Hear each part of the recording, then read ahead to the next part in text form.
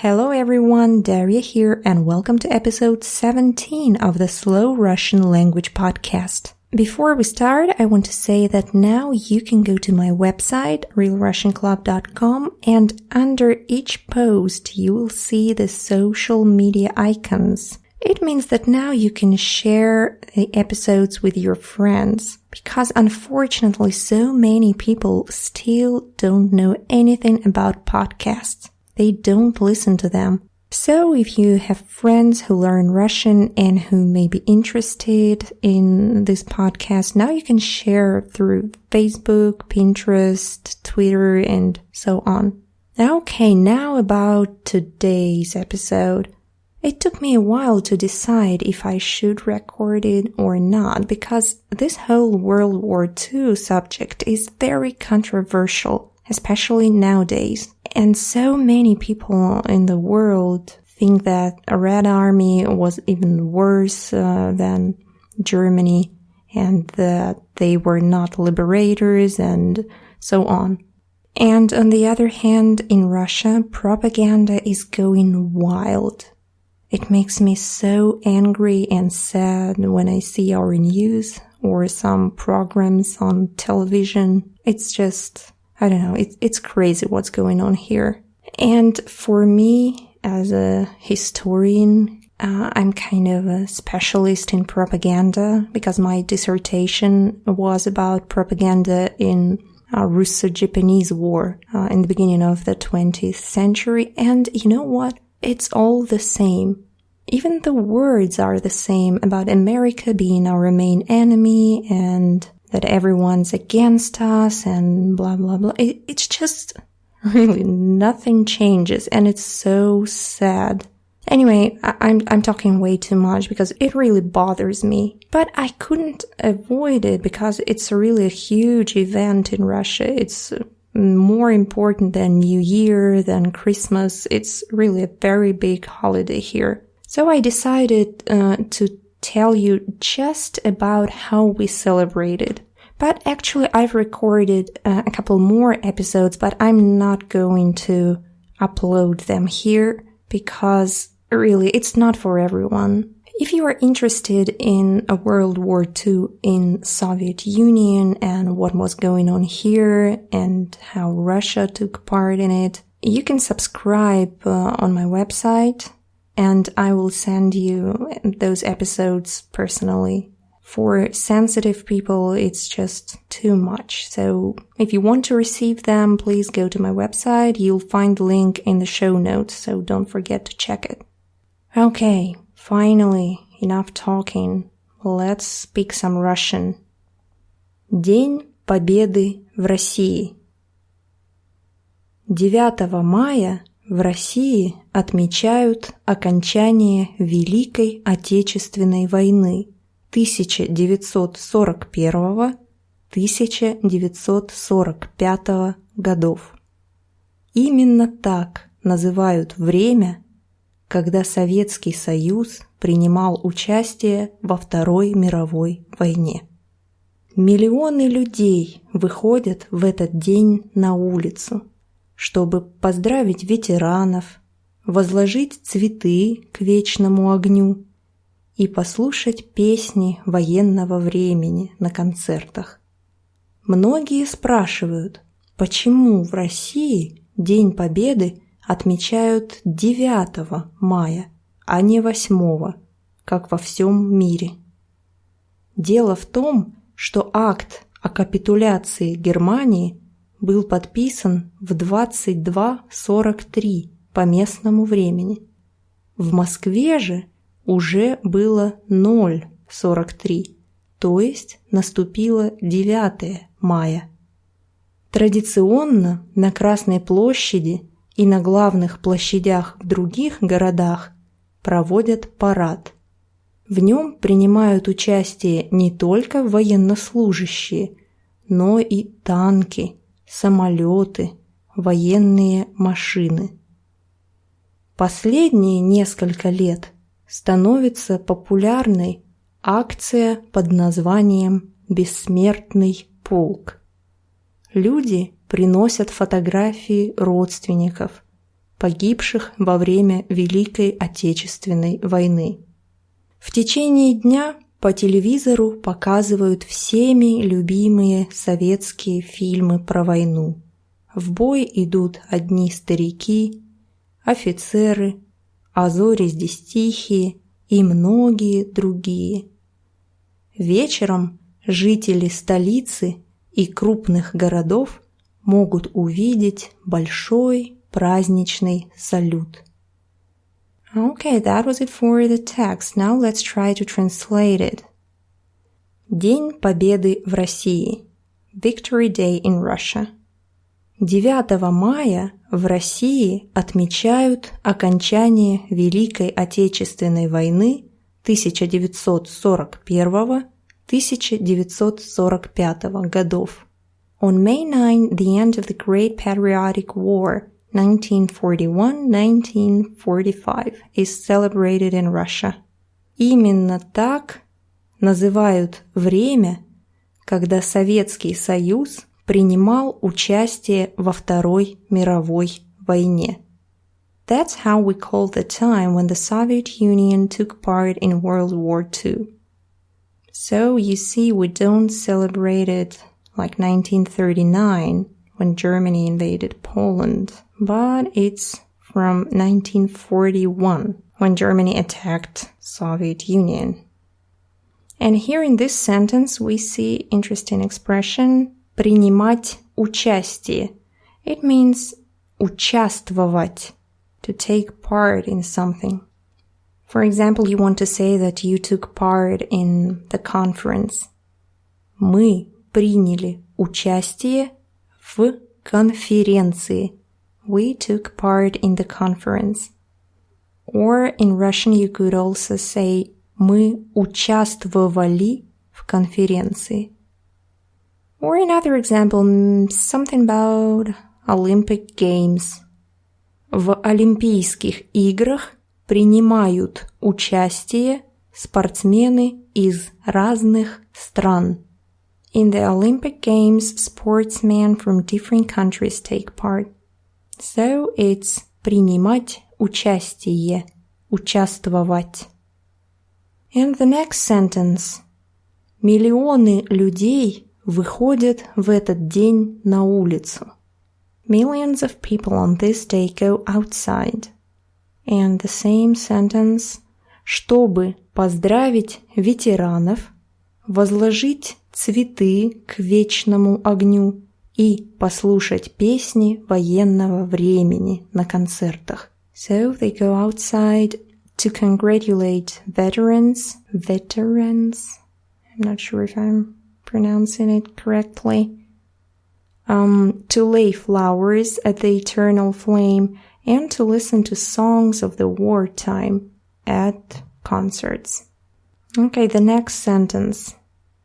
Многие спрашивают, почему в России День Победы отмечают 9 мая, а не 8, как во всем мире. Many people ask why we celebrate Victory Day in Russia on May 9th and not the 8th like the whole world does. And it's so true, in Russia we celebrate it on May 9. Дело в том, что акт о капитуляции Германии был подписан в 22:43 по местному времени.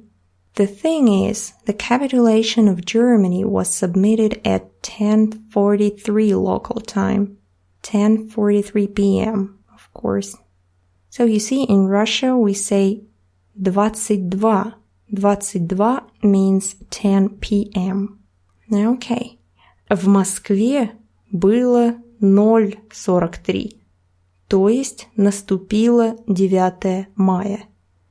And in Moscow it was 43 after midnight, and it was already 9th May then. Okay, the next sentence. Традиционно на Красной площади и на главных площадях в других городах проводят парад. Traditionally, on Red Square and on the main squares of the big cities, parades take place. Here you see the phrase «проводить парад». And this verb, «проводить», it means to organize some event, some activity. For example, like here, «проводить парад». But also, it means that something took place somewhere. For instance, you want to say that some festival took place in Moscow. And you don't want to emphasize here that someone like in person organized it. It just means that some festival happened. В Москве проводят фестиваль огня. In Moscow, the fire festival takes place. So you see, проводить фестиваль, проводить парад. The next sentence. В нем принимают участие не только военнослужащие, но и танки, самолеты, военные машины. Not only soldiers take part in it, but also tanks, planes, and war vehicles. And here again you see, принимать участие. В нем принимают участие военнослужащие. Okay, the next sentence. Последние несколько лет становится популярной акция под названием «Бессмертный полк». In the last few years, an activity called the Immortal Regiment is getting popular. Here I want you to pay attention to the word «под названием». «Под названием» literally means that something is called somehow. Называться. Что-то как-то называется. So it means to have some name. For example, you borrowed Faust book from the library, and you would say, «Я взяла в библиотеке книгу под названием Faust». In the library, I borrowed the book called Faust. Книга под названием Faust. Книга называется Faust. So this activity is Immortal Regiment. It's getting extremely popular in Russia. Like thousands and thousands of people took part in it. Okay, moving to next sentence. Люди приносят фотографии родственников, погибших во время Великой Отечественной войны. People bring pictures of their relatives who died during the Great Patriotic War. It's a terrible amount of people who died there. If you ask anyone from Russia, each family has someone who died or who took part in that war. For example, in my family, we lost 2 of my grandfathers. One of them died during the siege of Leningrad, today's St. Petersburg. Terrible time. And the other one died near Moscow. Unfortunately, we don't have pictures of them, so I can't take part in that event, Immortal Regiment. But it's really touching, and I love how people remember their ancestors. Because this holiday, it's not about politics, it's not about Hitler, it's not about Stalin. No, it's about people. Just ordinary people whose lives were ruined. You know, they had their plans, they had dreams, families, love, and it was, I just don't have words for it. That's why I'm always so angry, and it surprised me, because there are so many haters of this holiday, especially in the former Soviet republics. Okay, again, I'm getting distracted. The last paragraph. В течение дня по телевизору показывают всеми любимые советские фильмы про войну. During the day, on TV they broadcast beloved Soviet movies about the war. Here you see в течение дня. It means during some time, during the day here. But also you can say it with anything else. В течение года, в течение часа, в течение осени, meaning during some period of time. For example, я позвоню в течение часа. I'll call in 1 hour, but it means that he can call in 10 minutes or in 50 minutes, so you don't know exactly, but during 1 hour he will call. В течение часа. Okay, and then go the names of the movies. В бой идут одни старики, офицеры, а зори здесь тихие, и многие другие. Only old men are going to battle, officers, the dawns here are quiet, and many others. Now about the old man, it's not correct, because старики doesn't just mean old man, it also means experienced person. For example, this movie, В бой идут одни старики, it's about pilots, and pilots who were there from the beginning of the war, and also some new ones, like newcomers. And so those who already had experience, they are старики. It doesn't mean that they're old, it means that they are experienced. So, only старики are going to battle. It's a great movie. And the last sentence of this text. Вечером жители столицы и крупных городов могут увидеть большой праздничный салют. In the evening, citizens of the capital and big cities can see the big holiday fireworks. Well, I don't see anything interesting here. Столица is capital. In Russia, it's Moscow, obviously. Okay, I guess that's it for the text. Don't forget that if you want to learn more about Russia and the Soviet Union in World War II, you can subscribe on the page with the podcast. You'll find the link in the show notes. Or just try realrussianclub.com/slowrussianpodcast. You'll see the opt-in form there. And don't forget to share the episodes with your friends. Okay, today's episode was strange. I'm sorry if you didn't like it, but I hope the next one will be more optimistic.